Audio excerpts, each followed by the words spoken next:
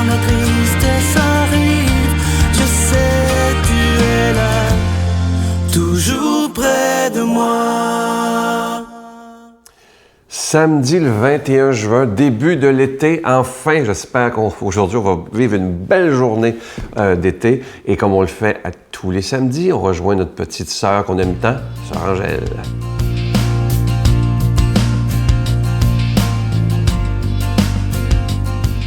Bonjour, bonne journée. Je sais pas, vous commencez peut-être à penser à vos vacances. On s'en va vers un été, on s'en va vers le goût des vacances.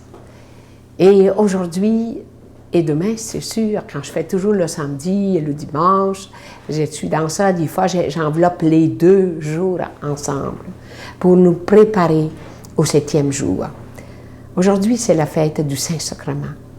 Le Saint-Sacrement, c'est le corps du Christ qui est devant nous et qui s'offre à nous. Et nous, en Italie, partout, qu'est-ce qu'on fait?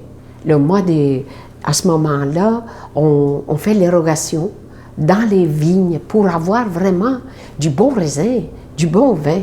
Et là, on se promène partout.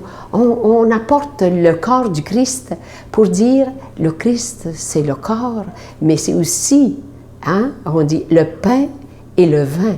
C'est quelque chose de vivant, quelque chose qui est très fort en nous.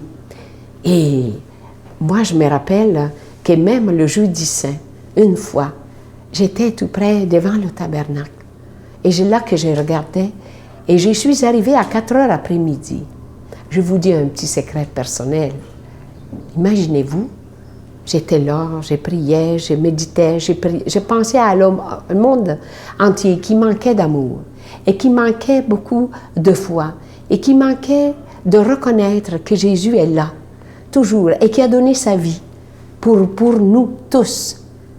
Et il était minuit, imaginez-vous, et je me demande, je ne pensais jamais que j'étais tant de temps devant le Saint-Sacrement. Ça prouve que c'est lui qui nous donne l'amour, c'est lui qui nous donne la vie et l'espérance. On a besoin de ça. Et je me dis toujours dans ma vie, quand on est capable de s'arrêter, on est capable d'approfondir et chercher Jésus, pas dans l'activité, mais aussi dans le silence. Faisons silence. Ce matin, j'avais beaucoup de monde avec moi et j'ai demandé, est-ce que vous pouvez faire 30 secondes de silence? Pensez, qu'est-ce que vous aimeriez le plus au monde? À travers vos maladies, à travers votre manque d'amour, à travers tout ce qui vous fait souffrir. Et offrez-vous au Seigneur. C'est lui qui va vous aider. C'est lui qui va combler le vide que parfois vous n'êtes pas capable de trouver. Ce vide de manque d'amour. C'est quelque chose de grand, l'amour. C'est quelque chose qui nous fait grandir et qui guérit toutes les maladies. Notre Père qui es aux cieux, que ton nom soit sanctifié, que ton règne vienne, que ta volonté soit faite sur la terre comme au ciel. Donne-nous aujourd'hui notre pain de ce jour. Pardonne-nous nos offenses comme nous pardonnons à ceux qui nous ont offensés. Ne nous laisse pas entrer en tentation, mais délivre-nous du mal, car c'est à toi qu'appartient le règne, la puissance et la gloire pour les siècles des siècles. Amen. Je vous parle depuis quelques semaines de ce beau cadeau. Je pense que c'est un des beaux depuis longtemps parce que c'est quelque chose de très vécu, ce nouveau CD de l'abbé Raymond Gravel. Lorsque je lui en ai parlé, il a dit oui tout de suite parce que ça va être une façon pour moi de remercier les gens qui ont prié pour moi et qui prient encore pour vaincre ce cancer.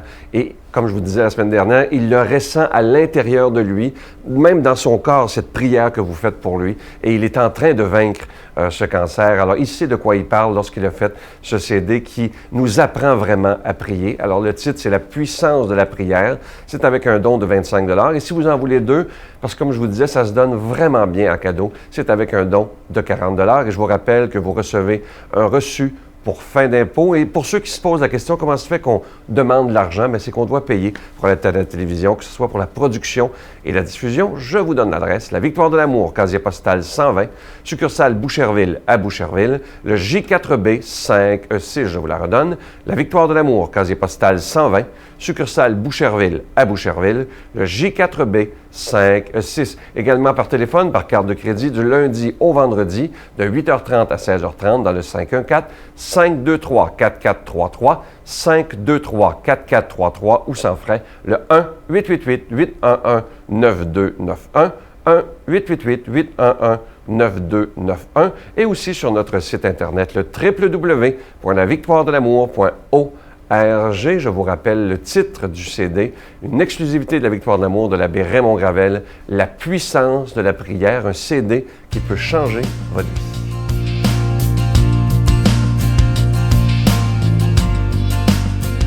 Mon Dieu, donnez-moi la sérénité d'accepter les choses que je ne peux changer, le courage de changer les choses que je peux et la sagesse d'en connaître la différence.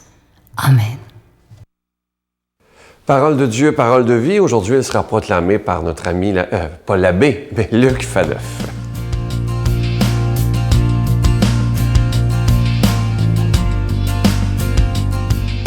Bonjour, heureux de vous retrouver pour la méditation quotidienne de la parole de Dieu. Dans le texte d'aujourd'hui, c'est un texte qui va questionner vraiment notre attitude, notre rapport finalement à l'argent et aux choses matérielles, en nous demandant quelle place occupe-t-il dans notre vie. Donc, demandons à l'Esprit Saint de venir accompagner notre démarche que l'on fait, cette écoute de la parole de Dieu, afin qu'il nous touche, qu'elle change vraiment quelque chose dans notre vie. Comme les disciples s'étaient rassemblés autour de Jésus sur la montagne, il leur disait « Aucun homme ne peut servir deux maîtres. Ou bien il détestera l'un et aimera l'autre, ou bien il s'attachera à l'un et méprisera l'autre. Vous ne pouvez pas servir à la fois Dieu et l'argent. C'est pourquoi je vous dis, ne vous faites pas tant de soucis pour votre vie au sujet de la nourriture, ni pour votre corps au sujet des vêtements. La vie ne vaut-elle pas plus que la nourriture et le corps plus que le vêtement? Regardez les oiseaux du ciel. Ils ne font ni semaille, ni moisson. Ils ne font pas de réserve dans des greniers. Et votre Père céleste les nourrit. Ne valez-vous pas beaucoup plus qu'eux? D'ailleurs, qui d'entre vous, à force de soucis, peut prolonger tant soit peu son existence? Et au sujet des vêtements, pourquoi se faire tant de soucis? Observez comment poussent les lys des champs. Ils ne travaillent pas, ils ne filent pas. Et je vous dis que Salomon lui-même, dans toute sa gloire, n'était pas habillé comme l'un d'eux. Si Dieu habille ainsi l'herbe des champs, qui est là aujourd'hui et qui demain sera jetée au feu, ne fera-t-il pas bien davantage pour vous, hommes de peu de foi? Ne vous faites donc pas tant de soucis, ne dites pas « qu'allons-nous manger » ou bien « qu'allons-nous boire » ou encore « avec quoi nous habiller ?» Tout cela, les païens le recherchent. Mais votre Père céleste sait, il le sait, que vous en avez besoin. Cherchez d'abord son royaume et sa justice, et tout cela vous sera donné par-dessus le marché. Ne vous faites donc pas tant de soucis pour demain. Demain se souciera de lui-même. À chaque jour suffit sa peine. Acclamons cette parole de Dieu. Louange à toi, Seigneur Jésus. 21 juin, je commence par vous dire bon été. Alors j'espère qu'il sera reposant. J'espère qu'il sera, dans votre grande fidélité, ressourçant aussi. C'est un temps magnifique pour la méditation l'été. Puis vous qui avez décidé de nous écouter chacune, chaque jour, vous faites le meilleur choix possible pour justement nourrir ces belles journées d'été dans la contemplation de la belle nature et le reste. Donc, aussi, fête de Saint-Louis de Gonzague, un religieux que j'aime vraiment beaucoup, donc un jeune jésuite, qui, une petite anecdote comme ça, je ne raconterai pas toute sa vie, un jour, alors qu'il jouait au ballon, il jouait au soccer, n'est-ce pas? C'est un Européen, on sait leur amour pour le calcio, le soccer. Donc, on lui dit, Luigi, si c'était la fin du monde dans 5 minutes, qu'est-ce que tu ferais? Évidemment, Saint-Louis de Gonzague, c'était déjà un petit garçon très pieux qui faisait toutes ses prières et tout le reste. Alors lui, réfléchit quelques secondes, il se retourne vers son interlocuteur et lui dit « Je continuerai à jouer au ballon. » Alors voilà, je pense, une belle anecdote qui traduit bien qui était Saint-Louis de Gonzague. Hein? Quand on est en paix avec Dieu, quand on a sa joie dans notre cœur, ben, même si c'est la fin du monde dans 5 minutes puis qu'on joue au ballon, on continue à jouer au ballon avec plein de joie dans notre cœur, dans l'attente de sa rencontre. Donc aujourd'hui, un texte, une méditation sur l'argent, n'est-ce pas? Que, avouons-le, en tout cas, je ne sais pas pour vous, mais pour moi, on n'aime pas tellement entendre parce qu'elle nous remet vraiment beaucoup en question. Vous savez, bon, l'amour de l'argent, l'amour des choses matérielles, est-ce que c'est nécessairement obligatoirement mauvais? Non! Il en faut un peu. Hein, vous savez, tous les psychologues l'enseignent, puis l'expérience commune le montre. Nos besoins fondamentaux comme être humain, hein, pour être heureux, le basique du bonheur, là, la base, c'est quoi? Bien, il faut être nourri, il faut être logé, il faut avoir un toit sur la tête et surtout, il faut être aimé. D'accord? Puis on va voir que le matériel puis l'amour, c'est lié un petit peu aussi. Donc, comment dire? C'est normal que l'être humain, on est porté par notre instinct de survie. Puis on sait que la façon dont, comment dire, l'économie s'est construite au fil des siècles, maintenant on a besoin d'une chose, d'un objet matériel qui en lui-même n'a aucune valeur. Hein? Il y a seulement une valeur d'échange, un bout de papier ou un morceau de métal qu'on appelle de l'argent. Et très vite, les enfants comprennent ça. Avec ce petit bout de papier-là, ben on peut acheter ce qu'on veut. Hein? Mes enfants, tous les jours, presque un petit cornet, papa, est-ce qu'on y va? Faites-vous-en pas, je ne leur dis pas toujours oui. Donc, on s'attache à ça parce qu'on réalise que l'argent, finalement, devient notre, et c'est là le problème, notre sécurité. Ah, si j'ai de l'argent, tout va bien. Je ne manquerai jamais de vêtements, mais même je vais en avoir des très beaux, une belle voiture, moi dans mon cas un beau vélo. Et là, les gens vont me regarder, oh wow, qu'il est bon, qu'elle est bonne, elle a réussi sa vie. Voilà, on se sert de l'argent pour montrer qu'on est quelqu'un, attirer le regard, l'argent et tout le reste.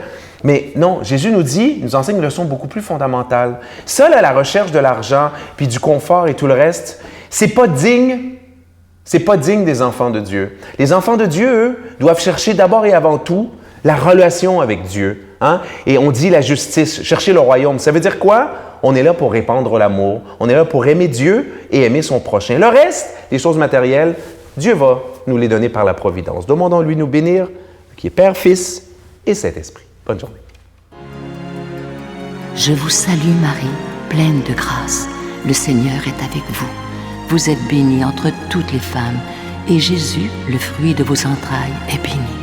Sainte Marie, Mère de Dieu, priez pour nous pauvres pécheurs, maintenant et à l'heure de notre mort. Amen.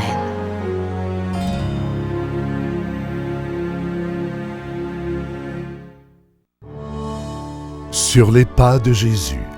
Dans le cadre des festivités du 20e anniversaire de la victoire de l'amour, nous vous invitons à un magnifique pèlerinage en Terre Sainte et Jordanie en compagnie de Sœur Angèle, l'abbé Donald Thompson et Sylvain Charon. Nous visiterons entre autres en Israël, Nazareth, le mont des Béatitudes, Bethléem, Jérusalem, Masada et Qumran. Et en Jordanie, Pétra, Mont Nebo, la mer Morte et plusieurs autres, du 26 mai au 10 juin 2015.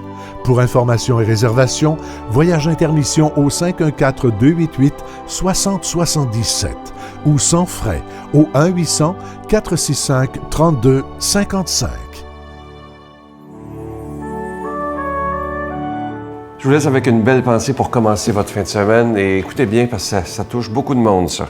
Si tu t'inquiètes de ce que les autres pensent de toi, tu seras toujours leur prisonnier. C'est tellement vrai. Moi, je connais des gens autour de moi, ils s'inquiètent tellement de ce que les autres pensent d'eux. Moi, vous savez, ça m'a déjà inquiété, mais plus maintenant.